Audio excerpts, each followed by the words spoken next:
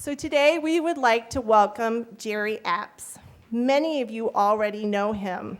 He is an award-winning writer of nearly 50 nonfiction and fiction books, including 14 and counting with the Wisconsin Historical Society Press.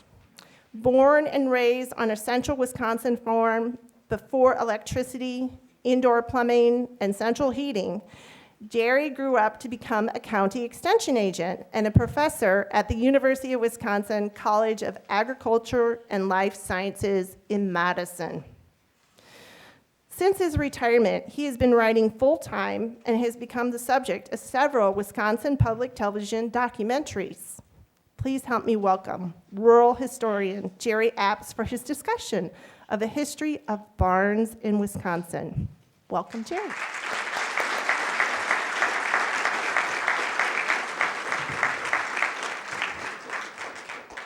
Thank you so much for those kind words of introduction. It's good to be back in Wausau. I've been here several times over the years and have always enjoyed working with folks up this way. My hometown was Wild Rose, and another connection to Wausau. My son, Steve, who's a photojournalist, he began his career here with the Wausau paper back in the 1980s. He's now working with the State Journal in Madison as a photojournalist. And one of the reasons I mention his name is that he works with me we've worked on, I think, 10 books together now, where he does the photography. And so he's done the photos for the Barnes book that I'm going to be talking about today. A couple of announcements in the back of the auditorium. Many of you saw the table just outside the door. And Chris is there from the Historical Society Press, and we have a selection of my books there for sale, and especially the Barnes book that I'm going to be talking from today, this particular book. Steve and I spent 2 years working on this book. It's a revised edition of a book I wrote back in 1976. And people could not, my publisher then was Wisconsin Trails magazine, and they couldn't believe that anybody would be interested in barns. For heaven's sakes, who cares about barns? The editor at the press then said to me. But he was abundantly surprised because we had quickly sold the first edition of the book out, and they reprinted it 2-3 times. And then a couple of years ago, I decided that it was time to do a new edition because many of the books, the barns in that first book, no longer exist. They were torn down, fallen down, replaced, whatever. Barns are susceptible to that sort of thing these days. So we started out and we went around the state and we took a bunch of pictures and I interviewed a bunch of people and I brought the book up to date. Do stop by the table afterward and take a look at the book if you'd like. Also, pick up one of my little business cards. I have a website. Those of you that work on the computer, you can find out more of what I do by going to my website. And I'm also on Facebook, and I do all that kind of stuff because when you are in the business that I'm in, no matter how old you are, you still are required to do that. So enough of that. Barns of Wisconsin. What's it all about? What can we learn from these old barns? What about them attracts so many people? What about them attracts photographers and artists? What about them attracts storytellers like me? Why are we interested in barns? Why are we interested in old buildings generally, but especially farm buildings, which is my interest? We are interested because every old building has a story to tell. Every old barn has a story to tell. And the barns of Wisconsin are a window into Wisconsin's history. They tell us what it was like in the very early days of our settlement. They tell us what it's like today, many years later. And so we're going to now look at some barns, if this thing will work like it's supposed to. There we go. One of the first things that I discovered And I grew up, this sounds silly, but I grew up in a barn. I spent a lot of time milking cows by hand and pitching hay and doing all the rest of it. So I have some personal experiences to share. But I didn't realize that one of the things that you can learn in looking at the old barns is you can learn about the ethnic history of Wisconsin. We were settled, can you believe this, by 1900, we had 40 different ethnic groups living in Wisconsin. And this happens to be a Swedish barn, a Swedish log barn on Madeline Island, way up in Lake Superior. And if you turn around from this barn, it looks right at the lake. It seemed like a strange place to start a farm. But how many of you are Swedish in background? I don't mean to insult you. But let me check this. Of the predominant ethnic groups in Wisconsin, number one happens to be German, number two is Norwegian, and at 1900, the number three was Irish. You probably didn't know that. After 1900, number three happened to be Polish. So let me do a little check. How many of you have German background? Isn't that it? Because I know about Warsaw and its German background. How many of you are of Norwegian background? And how many Irish? Look at that. And how many Polish? And how many something else? Barns help us understand the richness of our ethnic background. Our diversity is unbelievable, and it's represented in these old barns. This is a Norwegian barn. Our Norwegian log barn, you can find it at Old World, Wisconsin today. You can see it. And it's interesting because it has two sections to it with an entry, with an open area in between, but it's a very interesting barn. This happens to be a Finnish barn. How many of you are Finnish background? Not anyone. The Finns settled a bit north of here, just south of Lake Superior. And they had moved in from the upper peninsula of Michigan, where many of them were miners.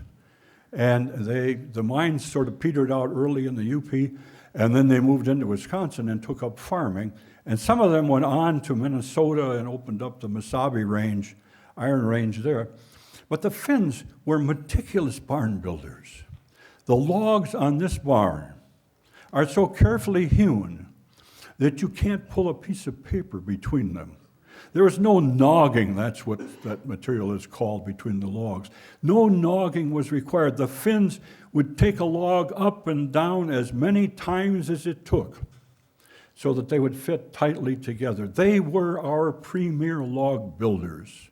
And I could do a whole lecture, and I'm not going to, on log buildings themselves, because that's such a fascinating part of our early history and our knowledge of being able to go into the woods and start out with a tree and end up with a barn.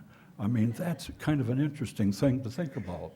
And then the Germans had this kind of a style. You don't see, we don't see many of these around Wisconsin, but this is an old German barn. It's called a half-timber barn. And it's called that because the Germans, when they built this half-timber barn, the beams in most barns are on the inside. And the Germans built their barns with the logs on the outside, and then they filled in the material around them. It was just a kind of an interesting way of building a barn. Well, beyond now learning about our ethnic history, the barns of Wisconsin help us to understand our agricultural history. And it's a fascinating history, and I've written a lot about it. And I've studied it a great deal and used to teach about it at the university. But our early settlers, farm settlers, came here from New England primarily, the first ones, Yankees they were called. And they came here not to raise dairy cows. People think we were in the dairy business. We were not in the dairy business for a long time. And these Yankees that came here, they came here to grow wheat. Wisconsin in 1862 was the number 2 wheat-producing state in the nation. Can you believe that? Illinois was number 1. It was the Midwest that was growing the wheat in those days. I've written another book about Cyrus McCormick and his coming with the reaper and all that sort of thing, and you'll want to look at horse-drawn days to learn something about that. But here you see a couple of young men going out into the wheat field, one carrying a cradle, and the other has some kind of a fork. And they're going to harvest grain. And it was all done by hand. This cradle, which is a modified scythe, how many of you used the scythe? Quite a few, as have I. But the cradle is a little more complicated than that. And so they went to cradle wheat, and they would have 10, 15, 20 acres, sometimes more than that, of wheat that they cut by hand. Hard work. But wheat was king in those days. From about, let's see, a line through between here and Stevens Point off toward between La Crosse and Eau Claire and south. That was pretty much all wheat. The farm that I own now in Waushara County, it was wheat in its early days. And what did the wheat growers do? They built a barn. And this is one of the earliest styles of barns that you can find in Wisconsin. It's called a 3-bay threshing barn. What does that mean? Well, barns in the vernacular of barns are divided into bays. Each bay is a section of the barn. And so there's a bay on the left and a bay on the right and an empty bay in the middle. When they harvested the grain, they would bring the wheat to this barn and store it on either end. And then in that open area with 2 doors that would open on either side, they would do the threshing. And they would do the threshing by hand with a flail, or sometimes they would drive an oxen over the wheat to thresh it. And then they would allow the wind, the breezes, to blow the chaff out of the building. And on either side of those doors was about a 2x8 plank. And it was called, can you believe it, a threshold. And it was there to hold the grain. And when you go home and you step across that piece of whatever it is in your house, you call it a threshold, and you probably wondered, maybe you haven't, I wonder about these things, where did that come from? It came from the 3-bay threshing barn. And the threshold, which had a very practical purpose in those days. All of a sudden, well, it wasn't that sudden, but starting after the Civil War, 1865, 66, 67, the wheat began to diminish. The production yields were off, diseases came in, rusts came in, the chinch bug came in, sucked the juices out of the wheat, and all of a sudden, wheat growing was failing. Those of you with farm backgrounds, let me ask now, how many of you have some connection to a farm? A bunch of you. Well, you know that if you grow the same crop in the same field year after year after year without any fertilization and other care, you're not going to have continued high yields. It seems sort of obvious today. As an old ag professor, it seems abundantly obvious. Apparently, they didn't know that at the time. And now wheat is failing. And what are we going to do? All these farmers enjoyed wheat farming. My gosh, you had the winters off. You have to work in the winter. Some of them went to work in the logging camps up here in north of Wausau. But most of them just sort of relaxed, took it easy, and it was a fun time. But now, wheat is not producing. And so what are they going to do? Well, some of them, especially, and nobody seems to know why this is, but the Norwegians in southern and southwestern Wisconsin took up tobacco farming. And they did that for years. I married into a Norwegian family and was introduced to tobacco raising. It's a god-awful thing to do. It's worse than picking cucumbers, which is what I grew up doing. That's an old tobacco shed or tobacco barn where the tobacco was dried before it was sold. And then in my neck of the woods in central Wisconsin, in Waushara County and in Portage County, and I don't know so much in Marathon County, we grow lots of potatoes. Potatoes was the answer for a lot of people. When I was a kid, we still grew 20 acres of potatoes, which were planted by hand, hoed by hand, picked by hand. We had potato vacation from the country school. Some vacation, 2 weeks to pick potatoes. Can you imagine that? All the little kids at the country school all picking potatoes. That's a potato cellar. The potatoes were stored in the bottom part of that building. Those buildings have interesting histories. We had one on our farm. And we kept a wood stove going in that cellar to keep the potatoes from freezing. Because the prices in October, when the potatoes were dug, were at the lowest point. And you waited until January or February, sometimes March, to sell the potatoes. And so you stored them. And then I can remember my dad telling about hauling potatoes to Wild Rose, to the railroad that was there, to the warehouses, on a sleigh with a team of horses. And he had a sleigh coop, it was called, in front, with a little stove inside, load of potatoes in the back. I mean, it was really something, growing potatoes. When I was a kid, we still were selling potatoes, and I can remember many nights we would be in the cellar of our house. We never called it a basement, it had a dirt floor, sorting potatoes with an old hand crank sorter. We would bag them. We were crazy people in those days. You bagged potatoes in 150-pound bags. I mean, I don't know what we were trying to prove, but that's what we did. And my dad taught me a special way of tying the bags. There was a special knot that you used, a long needle and binder twine. I've never forgotten how to do that. And then we hauled the potatoes to town. Well, this happens to be the University of Wisconsin, Madison's Ag College barn. And by the 1870s, we were beginning to make a shift from wheat growing. Potato raising continued, some tobacco continued, but it was not a main kind of agricultural pursuit.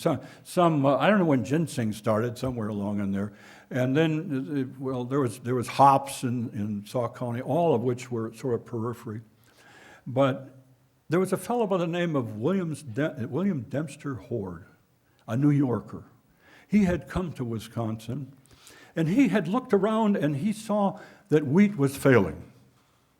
And he said to his neighbors, he was in Fort Atkinson, to his neighbors, there's an alternative. We can have a dairy, you can have a dairy farm. And these wheat farmers would say, we want nothing to do with those stinking cows. Most of them had 2 or 3. They would dry them up in the wintertime. Who wants to milk cows in the wintertime, for heaven's sakes? And they would freshen in the spring and milk during the summer, but only the wives took care of the cows. There was women's work.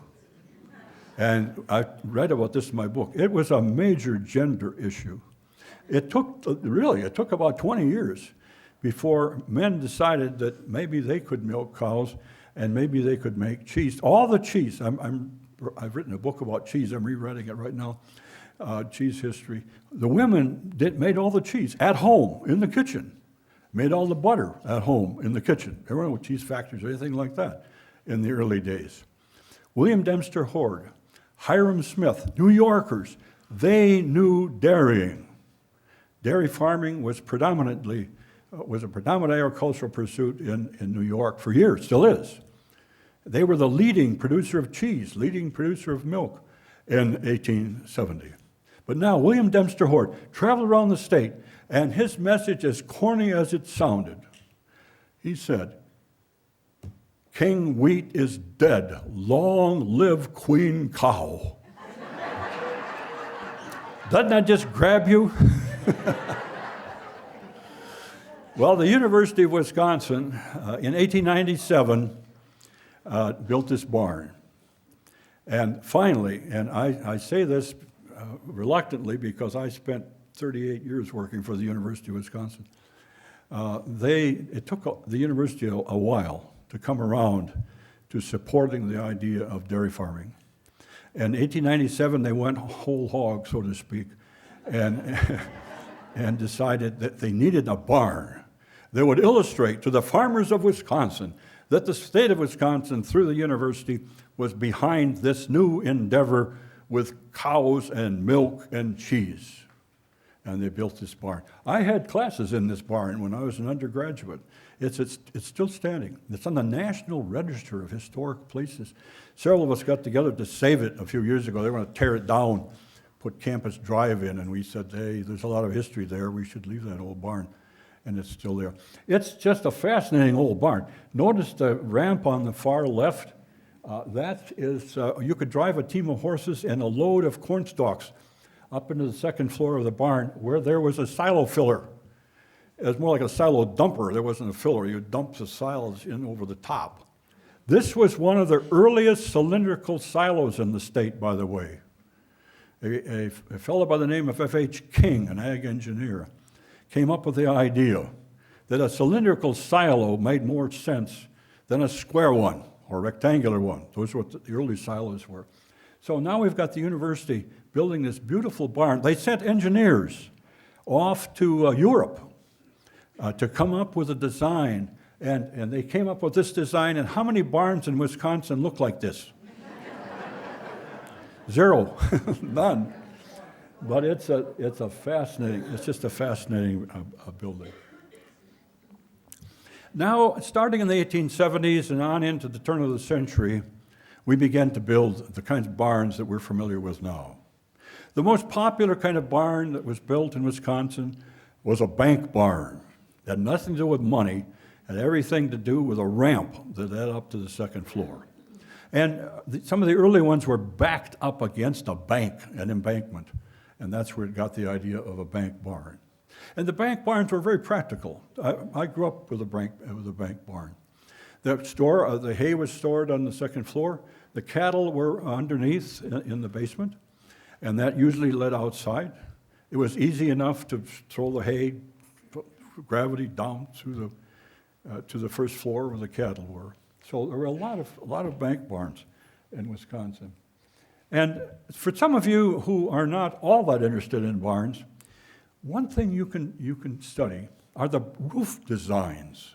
Sounds a little crazy, doesn't it? But by looking at the roof design, you can tell us almost exactly when it was built. Because the very first barns were of this roof design.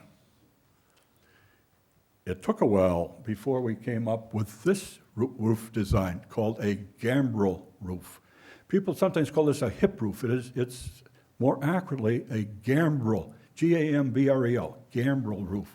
It's named after, if you're wondering that, the back leg of a horse. Really, it's called a gambrel. You see like that? And that's where it came up with that design. That was our barn was a gambrel roof barn. It allowed for more storage of hay than a simple two-plane roof, which we saw at the beginning. And then a few years, by the way, the gambrel roofs came in the late 1800s and early 1900s, and they were way up until World War II, 41. We had. Then we saw, as a result of World War II, we saw the beginning of what's called a Gothic roof. And that roof design was made because during World War II, we came up with the idea of laminating beams with glue. And it's entirely different design. So we see a few of those around. In southwestern Wisconsin, you find this roof design, which is very different. And this is a western kind of roof design, more likely associated with beef cattle, it's just a very interesting kind of barn. Have any of you attended a barn raising? I see a couple of hands. I have. It's one of the most fascinating things you could ever see, because these old barns, once these former wheat farmers wrapped their minds around the fact that they're going into dairy farming, they built barns to last. They built barns of huge timbers, 12 by 12 inch oak sometimes. Timbers that were raised with horses and manpower on a barn raising day. which was an enormous community event, and all of the people in the community would come and help this farmer put up his new barn. And those beams that are put together, that are sort of at an angle now, were put together initially on the ground. A barn builder would come to the farm some weeks before the barn raising, and he would work at putting these bents together, so that on the day of the barn raising, it was just a matter of putting it all together. And look at that. OSHA would have had a fit. Because here we've got, in fact, this guys in the middle are crazier than loons. But it was a proud moment when the structure of the barn was put together, when the beams and the rafters were all in place. It was a cause for celebration. And I don't know if that celebration meant crawling around on the top of the thing and having your picture taken, but there it is. Here's a close-up of how the beams were put together. There was no metal used. That's a fascinating thing to think about. The beams and the cross beams and the posts were put together with wooden pegs. And you can see the wooden pegs, and there's one of them is missing in the hole there. And it created a wooden integrity. Because those of you who know anything about heat and cold and metal and wood realize that in cold weather, metal shrinks. And if you've sometimes at my cabin, sometimes you see nails popping, it's called. That's because of the weather change, the temperature change. With wooden pegs, there was no opportunity for that. A wooden integrity, you go inside of an old barn made with posts and beams. And it's like standing inside of an orchestra. Because all you hear, if it's a windy day, a little creaking of the barn door or the beams talking to the weather. And there might be a sparrow setting up on the hay fork track, or a pigeon. But it's a wonderful experience to know that this building was built by these early barn builders as something that would last not 5 years, not 10 years. I asked a guy when I put up a steel shed, how's this going to last? He said, it'll last longer than you do. I said, is that all? He looked at me like I was crazy. These barn builders built these barns to last indefinitely, and they would. If you go to Europe, you can find barns 300-400 years old. They were built to last, and one of the reasons is the skill of these old barn builders. There's another group of craftsmen that are associated with barn building that I don't want to forget, and those are the stonemasons. The men who would come and work with the barn builder, and who would create the wall in this area and most of Wisconsin, not all, has fieldstones as a result of the last glaciers. And these fieldstones were put together into walls that are sometimes 3 foot thick, multicolored. I interviewed a couple of these old stonemasons, and I said to one of them, "You are really an artist." He said, "Don't call me that. I'm a stonemason." Well, he was indeed an artist, because he knew how to mix shape and color together with something that would hold up a barn. Because for him, the first test of his work is whether that would hold up a barn. And those, today, when you travel around Wisconsin, the barn may be missing, but you'll often see the wall. It's still there. They're all over the place. Sears Roebuck, poor Sears Roebuck, is about to go bankrupt. I just read in the paper this morning. Sears Roebuck was into everything in its day, sort of like Amazon of the period. It had its own barn book. You could buy a barn from Sears, right out of the catalog. I've had the catalog on my shelf at home. You could buy a house out of the Sears catalog, aside from everything else that Sears offered. But if you bought a barn, what would happen is that you would pick out the kind that you wanted. And here's an inside look at the book. And you'd pick out the kind that you wanted, And then they would load the pieces onto a freight car and haul it to your nearest depot. And then with your team and wagons, you would pick up all of the pieces. And then you'd have this huge instruction book that told you how to put it all together. I mean, it was a fantastic idea. Because now, and Sears did not have a post and beam approach. Notice how open the barn is. It's just a very different way. I got to back up and say more about that. It allowed for a lot of open area. There are quite a few Sears barns around. I've spotted several. And anyway, it's just a very interesting part of the history of old barns. What were they made out of? Well, this is in Oconto, and it's fieldstone from top to bottom. Can you imagine what it was like without fancy lifts, without all of the stuff that we take for granted today, and putting together this it was a horse barn. Today they're using it as they're developing a museum with that old barn. But it's just a beautiful, beautiful old barn. This is an octagonal barn, 8-sided. It's at Old World, Wisconsin. It's a restaurant today. A little bit of the background of the octagonal barn. There's several in Wisconsin. Most of them were built in eastern Wisconsin, in Ozaukee County. There was a barn builder by the name of Ernest Klausing, very German. And he built these 8-sided barns. People say, well, why did he do that? Well, I guess he didn't know how to build a round barn, or he didn't care about a rectangular barn. Some said that the octagonal barn was one that would withstand the winds coming off of Lake Michigan. Well, maybe. But it's just an interesting kind of barn with its 8 sides. And then we have round barns. I wrote an article once a few years ago. At that time, we had about 125 round barns still standing.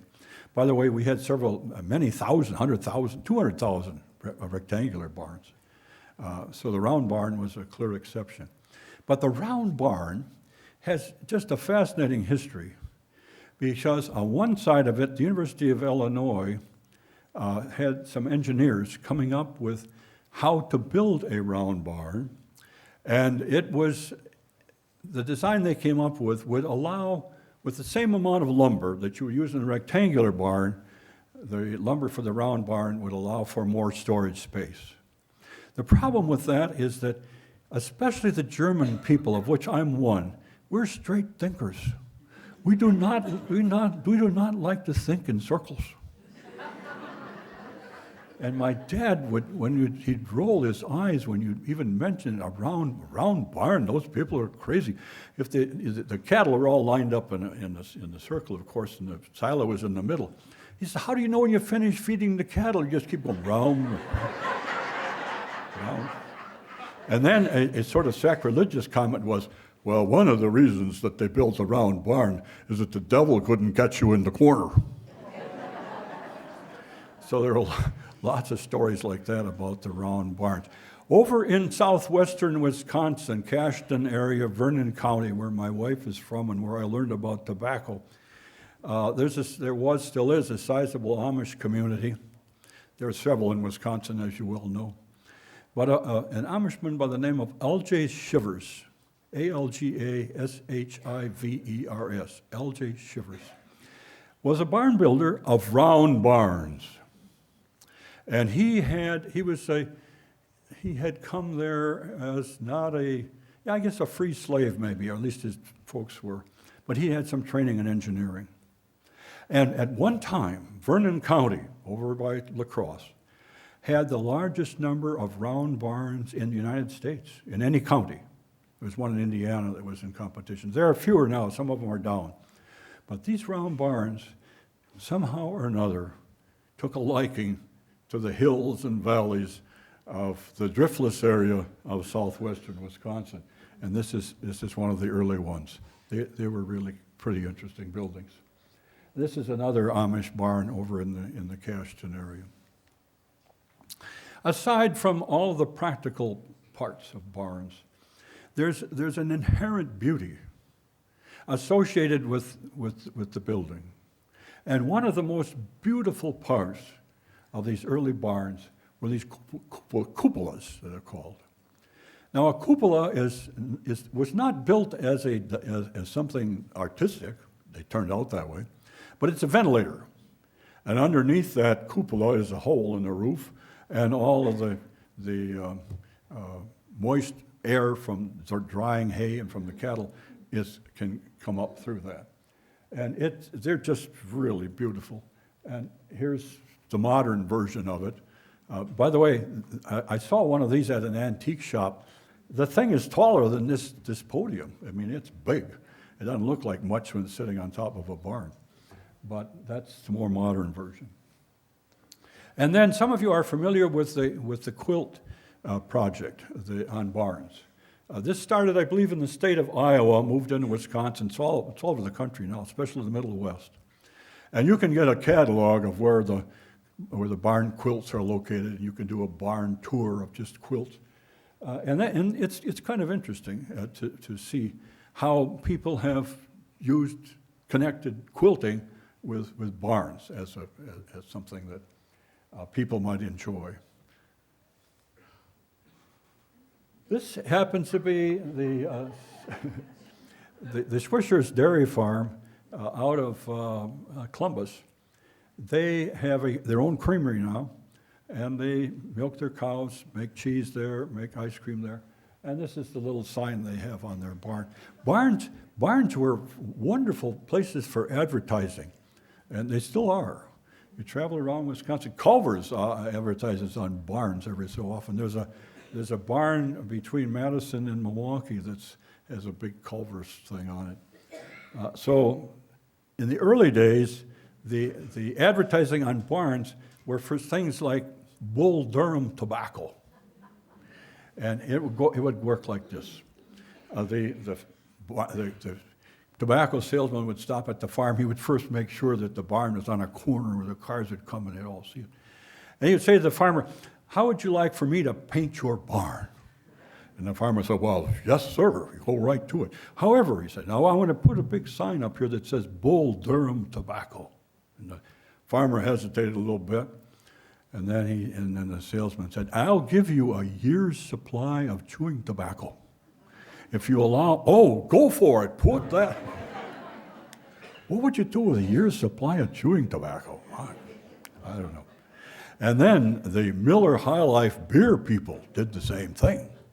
And they put Miller High Life on the ends of the barns.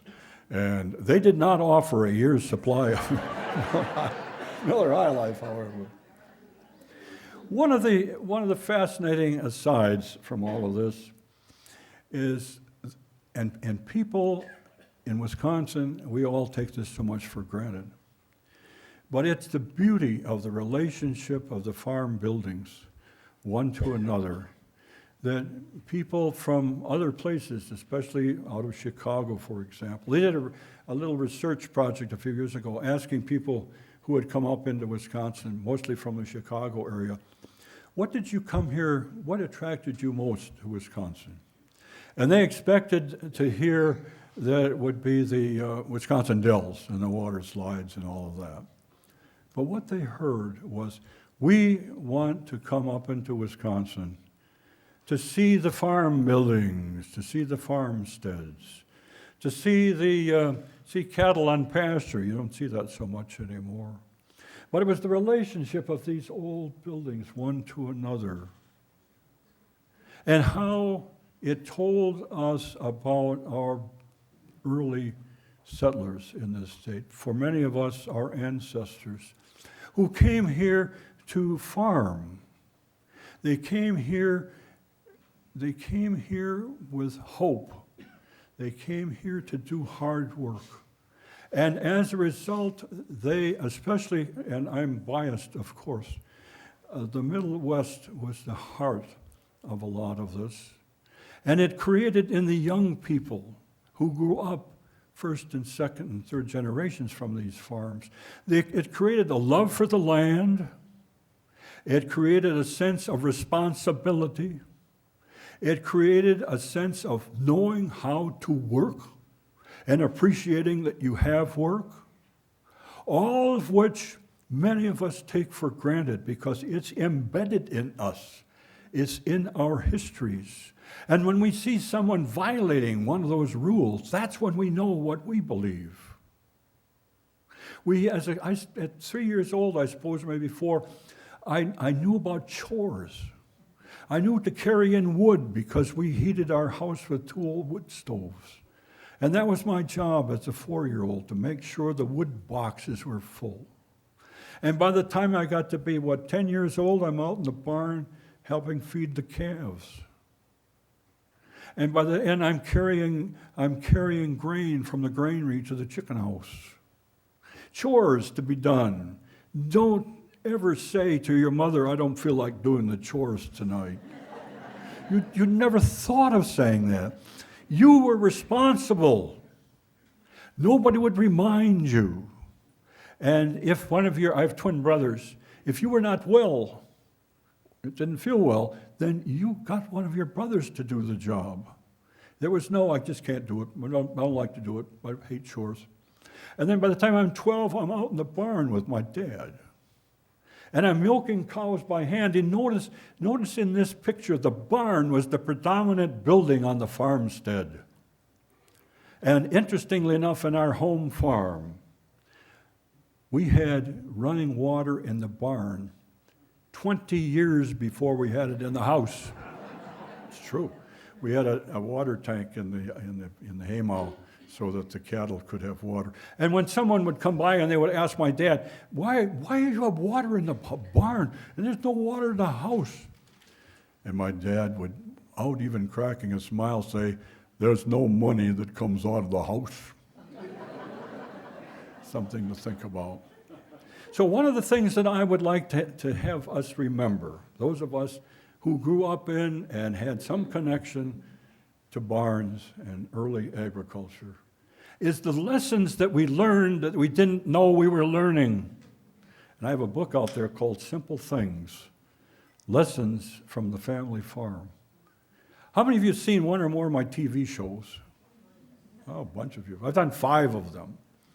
And I want to give you just a little background on when we did the first one, which is Farm Story, to make the point I'm trying to make right now.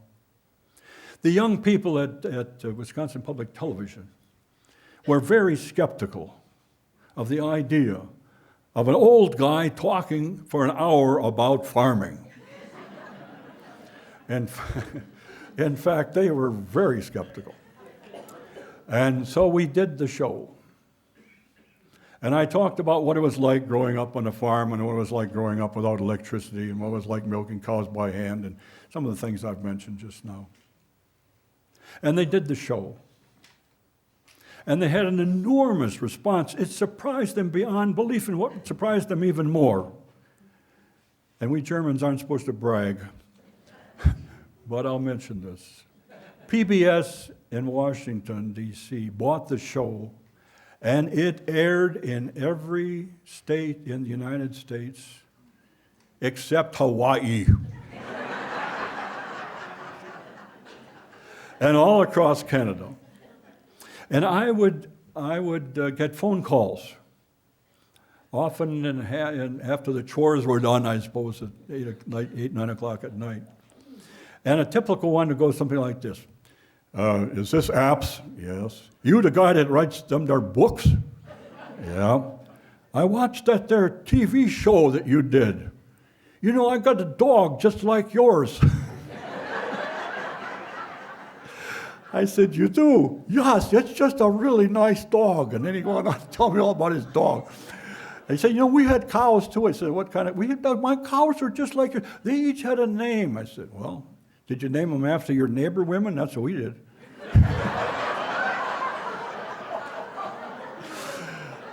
He said, I don't know about that. And so I got a call from a woman this is an email in North Carolina.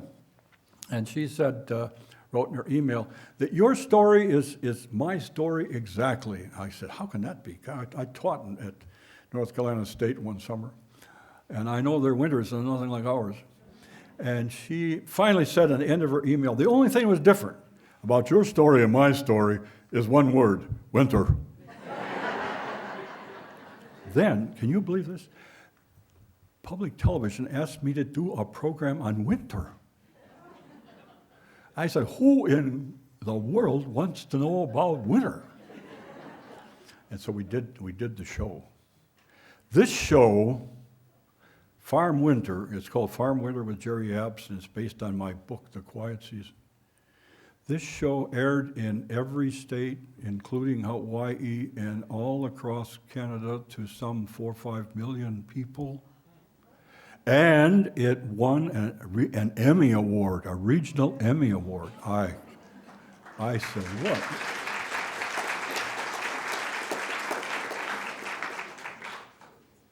People are interested in your stories. I'm saying your stories. And I'm going to, in a moment, close and ask for questions. But I want to say this to each and every one of you. Every person in this room has a story to tell. And let me point a finger at each of you to say that you have an obligation to tell it. For the sake of your family, for the sake of your children, and for the sake of your grandchildren, they need to know. And it doesn't matter if you grew up in Chicago or Wausau or Merrill or wherever it is, on a farm someplace, on the cutover, it doesn't matter. Your story is an important one. We're losing all the stories these days because people don't write letters much anymore. They send emails, and the emails, they go up there someplace and they float around. The only people can find them is FBI. And I teach a class in how to do this at the Clearing in Door County. I've done that for 28 years, called Telling Your Story. But do take some time to sit down. And if you're not into writing, get one of your grandkids to put a little tape recorder in front of you, a little digital recorder, you give it $35. Your stories are important. Your stories about farming, your stories about early life, whatever it happens to be. I was utterly amazed. And essentially, I wrote these stories to begin with, now 50 years ago, I wrote the first one, for my kids. Because I thought they grew up in the city, that they should know what this is like. And now my grandkids are just unbelievably interested in this stuff. I can't. Well, just to give you a quick story about that. My grandson Josh, who is now in law school in Denver, when he was in high school, he said to me, Grandpa, he was in a history class, he said, Grandpa, I'm supposed to talk to an old timer about what it was like. He said, and what I want to talk to you about, he knew I taught at the university. He said, Grandpa, do you know anything about hippies? I said, Josh, I had them in my classes. You did? What was that like? And I explained. How many of you, by the way, were hippies at one time? It's okay to admit it now. That's the kind of, he was just, he did not know that about his grandfather, that I had worked all through the 60s teaching at I have a book about that, Once a Professor. I think it's on the table out there. So let me just wind this up now. The beauty of the old barns and the relationship to the environment and to the land and to each other. We should never take that for granted. It's a part of who we are. It's a part of where we've been. It's a part of our history that we should ever be proud of. And what's happened to the old barns? Well, they're falling down, or they're being taken down. And it's a sad state of affairs when you see an old barn like this, beautiful old barn. It's up in Price County, I think. Trees growing up around it. It's not going to last much longer. And so then I would end with this. As the moon rises on a cloudless night, our barn and silos stand alone, a piece of faded history, testament to early Wisconsin farmers who saw a future in farming. Thank you so very much.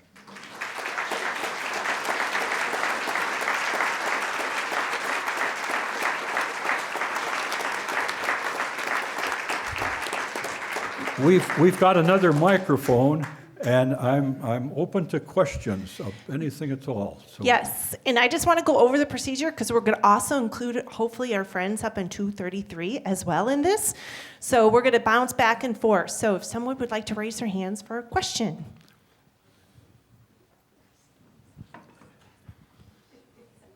Thank you so much, Jerry. That was just beautifully said.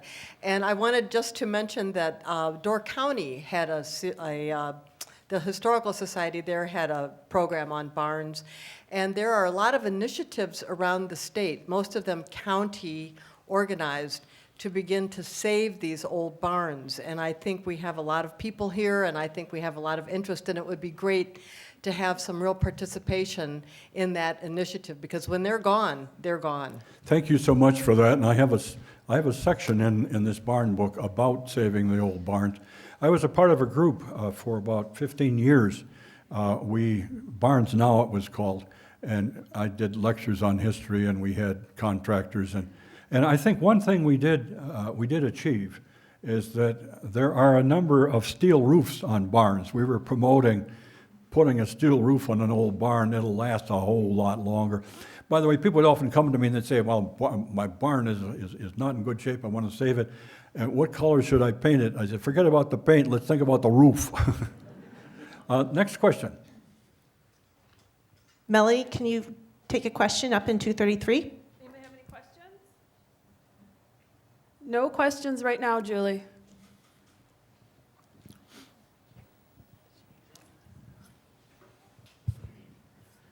No questions right now. I'm curious, that great-looking house, that's a barn that the university built, the initial barn, you say, looked like a house, and did people live in that? That's an interesting question. They did not live in that particular barn, but there is, especially in Europe, there was the concept of the house barn. With the living quarters above and the animals beneath. And that would create well, you didn't need a lot of extra heat because the heat from the cattle. You had to put up with sometimes an odd smell. We had a few here in this country. And there were a couple in Wisconsin, but not many. The idea of a house and a barn together was not high on the aspirations of our settlers. It does look that way. Yes? Melanie, any questions up in 233? No, there's not. I have a photo of a bunch of women in a band playing for cows at the Cow Palace. I'm assuming that's what that building was. Well, I saw that picture too. This was the old dairy barn. There's also a stock pavilion. And I don't remember if it was really at the stock pavilion or in the old dairy barn. But that's the Historical Society has that picture. Yes, it's interesting. This had a little show ring kind of thing inside, and it was in this building where the first educational program led by county agents to eliminate tuberculosis in cattle took place. And they demonstrated in this building what a tuberculosis-infected cow, what it looked like. They slaughtered the cow in front of the people to see all of this. That all happened in that old barn that I showed. Yes? Could you say something about the history of lightning rods, and was it only used on barns? Yes, history of lightning rods. Those of us who had 22 rifles when we were kids, the lightning rod was a prime target. The lightning rods were practical, no question about it. There was a copper wire that ran from the lightning rod to a ground, and it did, as the pictures showed, the barn was the tallest building in the farmstead usually, and thus would be a candidate for a lightning strike. But the lightning rods were on a lot of other buildings as well, not just barns. And some of them were absolutely beautiful. They had little gold. That's why they were such targets for kids. Had these fancy bulbs on them. They were really nice. So the lightning rod is a very practical thing. Still is. Yes, just a couple of remarks. The barn at the University of Wisconsin, would be interesting if you'd include interior shots of that, because you go up into the upper levels. It's very, You've been in it? very interesting. Oh, yes. I've been in I've lots walked of- through there. I've been in lots of times. Oh, yes. And then the other thing is, John Steinbeck mentioned the Wisconsin farms in his book, Travels with Charlie. That's right. And driving through the state of Wisconsin and looking at all the beautiful farms. Yep, yep. Right. And the third item is Horde Dairyman. It's one of the oldest magazines published in the United States. Started in Fort Atkinson, and it's still published by members of the family or people who have married into the family. Yeah, that's, I just touched on William Dempster Horde. He was one of our governors as well. And if you want to, when you go back, look at my book, The History of Wisconsin Agriculture. I have a whole section in there on William Dempster Horde and the Horde Farm and the Horde magazine and how he sold washing machines in Iowa at one time and all kinds of interesting stuff. So well, thank you for that very much. As long as we're on the subject of the Horde family, there's the Horde Museum, and it's pretty interesting because they got the whole thing downstairs about cows and all the different kinds we have in Wisconsin. Then they've got the Black Hawk Wars. Yep. Then they've got the house that he lived in, so you can see what it looked like. And then they also have a museum Yeah, it's a and art. So it's like a community thing, just exactly what you'd expect in a farm community. yeah, very interesting museum, no question about it. Yep. We've had several barns burned down this summer, this winter already, and do you think maybe they didn't have lightning rods, or is it, I have no idea. are they, barns don't always have? Yeah, the barn fires were just devastating. One of the common causes of barn fires was, and this is not so much today, was spontaneous combustion, which meant that you stored hay that was too green or too wet, and it literally would catch fire. And a couple of our neighbor barns burned because of spontaneous combustion. There's nothing sadder, nothing comes close to being as sad as being, and I was there, when the barn was nearly down, and almost all the cattle were still inside. It's just the saddest thing in the world. Unbelievably so. Here's a source of income, but it's so much more. People don't understand often that economics is only one dimension of farm life. There's so much more to it that people don't understand. Oh, okay, thanks. As traveling around the state, you often see barns that are really in bad repair or at least need a good coat of paint. Is that because there really isn't somebody has vacated that farm, so there's no longer any? That's true. Those of you who are keeping up with farm news, we are losing farmers just this year. 800 and some dairy farms, I believe, closed down, went bankrupt. And so they're leaving behind these buildings.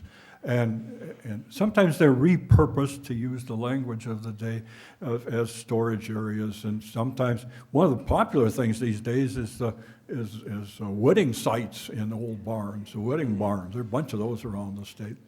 But too often they're just forgotten. The farm is sold to a neighbor, maybe, or it's a development. There's a condo put up next to the barn. It doesn't make sense to me, but I see that all the time. So I don't know, but there they are. Yep. There's someone up here too.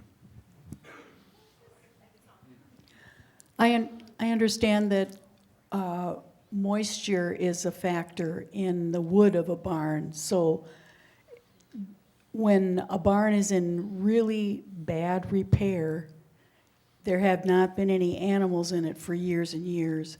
The wood in the barn dries out. So how would you refurbish or rebuild a barn whose huge logs are now pretty dry? First off,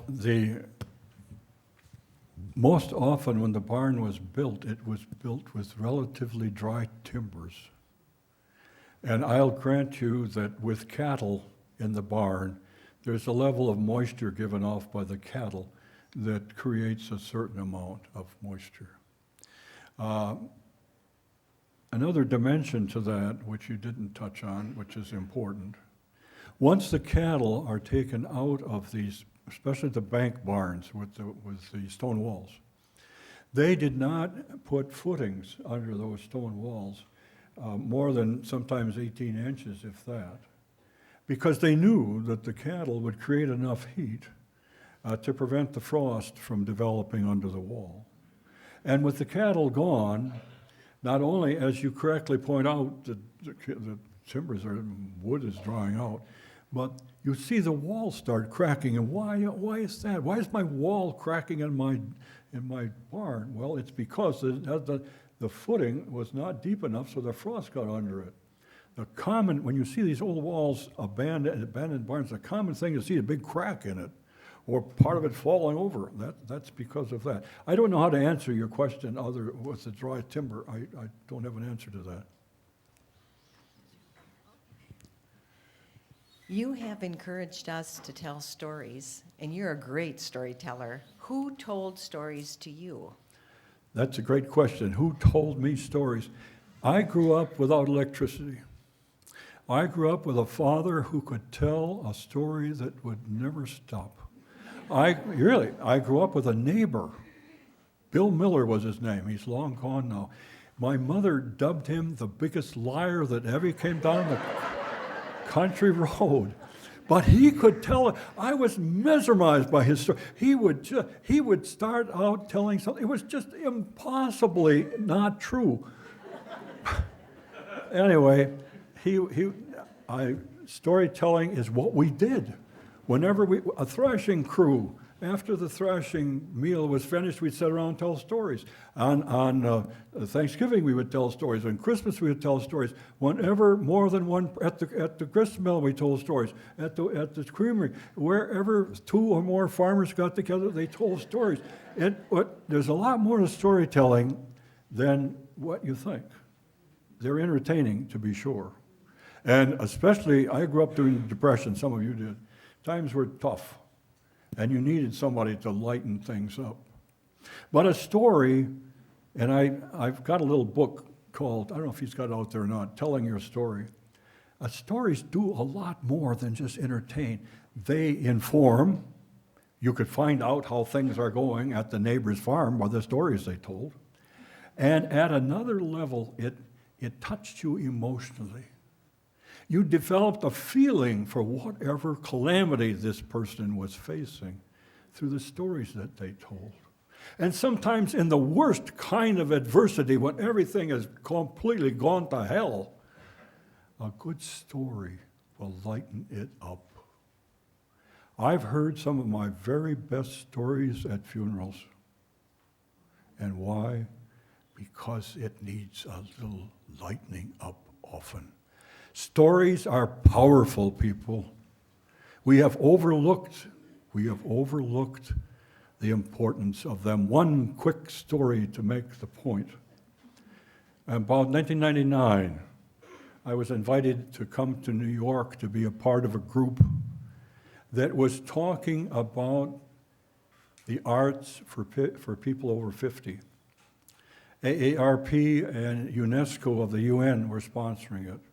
And I was responsible for 10 or 15 of us from all across the country, talking about storytelling and the importance of storytelling and why we should all do it. And on Friday of that week, we spent a week doing this in a hotel across from the UN in New York. On Friday of that week, I, along with 3 or 4 other people, we were invited to speak to the UN delegation about what it was we were doing and what we'd come up with.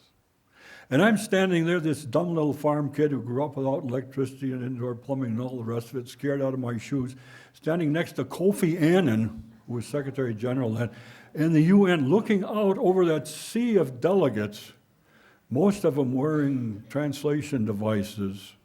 And I'm wondering, what do they care about stories, for heaven's sakes? They've got other matters to worry about. And when I finished my little spiel, there was a line of people wanting to talk to me. I said, what in the world do they want to talk about? And this first woman, she said, I'm from Nigeria. And we know in our country the importance of stories. And I said, I know that because I've had Nigerian students in my graduate classes. And then she said something that I've never forgotten. She said, Mr. Apps, you have allowed others to tell your story. I was at that moment representing the people of the United States, I guess. You have allowed others to tell your story with films and with television. I came home from that meeting vowing to wherever I spoke to a group, I would always mention the importance of storytelling. And I've been doing it ever since. So that's more than you want to hear about stories. But it is so vitally important. I can't underline that enough. Anybody else? Well, unfortunately, we're short on time right now. So Jerry will probably be up here for a few minutes to take some. And I'll be out at the table, too. And he will be out at the table. If you enjoy his stories, he has lots of stories for you to pick up out there. And what a wonderful way to end. So thank you so much for telling your story and sharing with us the story of Wisconsin Barns.